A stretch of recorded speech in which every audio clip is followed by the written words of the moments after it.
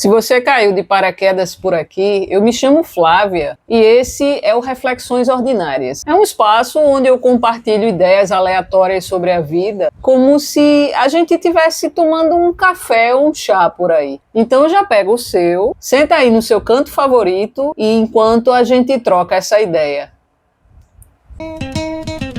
Reflexões ordinárias, um momento pra pensar junto no meio da vida real.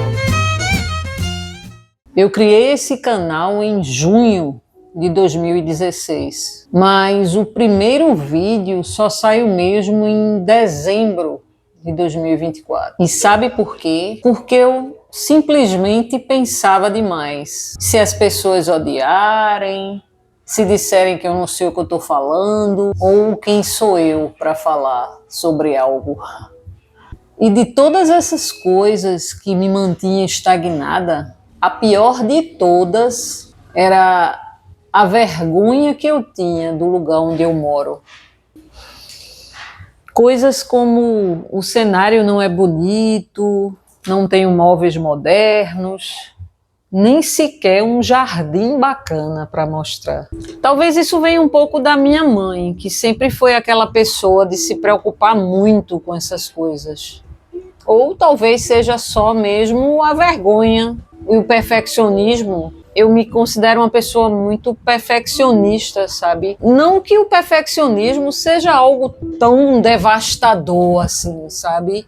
Eu acho que é interessante você ter essa questão do perfeccionismo, mas de uma maneira equilibrada. É óbvio que a gente quer fazer as coisas bem feitas, que a gente quer que as coisas fiquem legais, bonitas, bem apresentadas, mas eu acho que a partir do momento que você deixa que esse perfeccionismo te trave, que era exatamente isso que acontecia comigo na maioria das vezes, é horripilante. Mas hoje eu estou tentando olhar para tudo isso com mais leveza e menos cobrança. Porque no fundo, essa é a minha vida real. E eu sei que ela não precisa ser perfeita para ter valor. Eu venho aprendendo que eu não preciso de um sofá caro ou uma vista bonita para compartilhar o que eu sinto. Eu só preciso ser eu.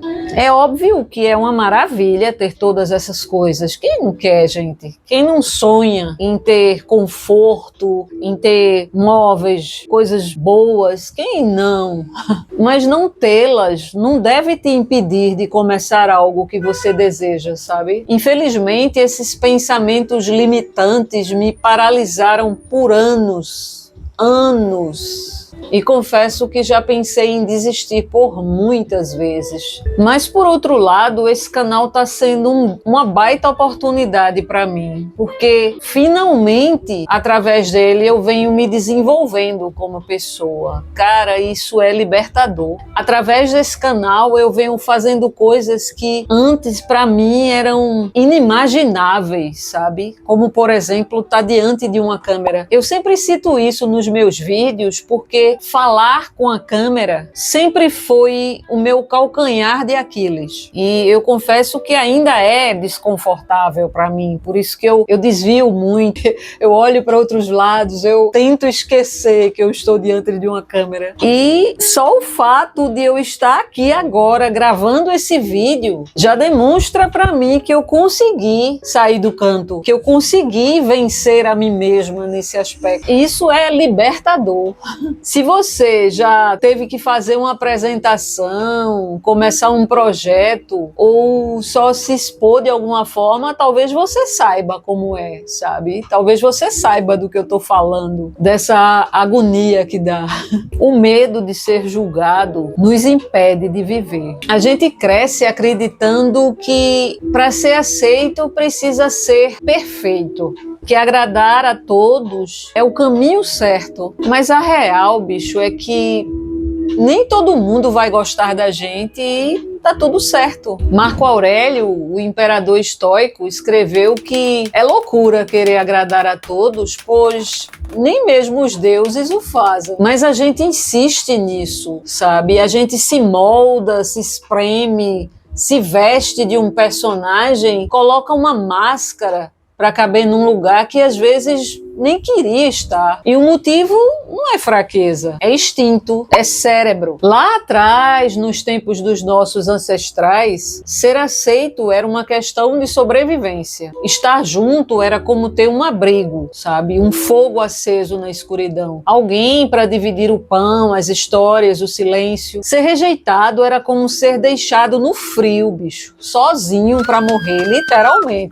Sem ninguém para te proteger. E a neurociência mostra que o nosso cérebro ainda carrega esse padrão, ou seja, ser excluído socialmente ativa as mesmas áreas da dor física. É interessante isso. Portanto, seja na internet ou na vida real, ser excluído dói, e dói literalmente. Mesmo que hoje o risco não seja mais ser devorado por um tigre, e sim ser cancelado no X, julgado no Instagram ou criticado nos comentários do YouTube, a gente aprendeu que se encaixar é seguro, que ser aceito é sobreviver. E aí começa a viver agradando até quem não nos enxerga, sabe? E se você não parar para se observar, você acaba se vestindo de alguém que não é, simplesmente para tentar entrar numa festa onde talvez você nem queria estar.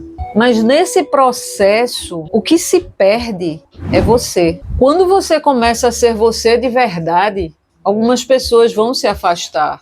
Isso é fato. Mas isso não é um fracasso, é filtro. As pessoas que ficam ou as que chegam depois são as que se conectam com a sua verdade, não com a versão polida que você mostrou para agradar. Lao Tse, um filósofo chinês, fundador do taoísmo, dizia que se você vive se preocupando com a aprovação dos outros, você será um prisioneiro de si mesmo. Não fazer parte de certos grupos não significa solidão, significa espaço para encontrar os seus. Eu acredito profundamente que semelhantes atraem semelhantes. A coragem de ser quem você é o começo da sua liberdade. Não gaste muito tempo pensando sobre o que os outros pensam, mas sim sobre o que você pensa. Pense, em vez disso, sobre os resultados, sobre o impacto, sobre se isso é a coisa certa a ser feita. E às vezes isso significa ser incompreendido, mas está tudo bem, porque nem todo mundo vai gostar de você, e isso não significa evitar conexões.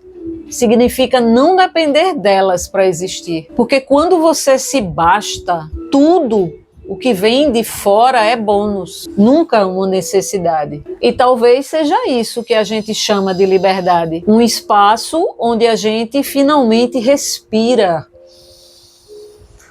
sem precisar pedir licença. E você, já parou para pensar se tem tentado se moldar para caber em lugares que não são seus?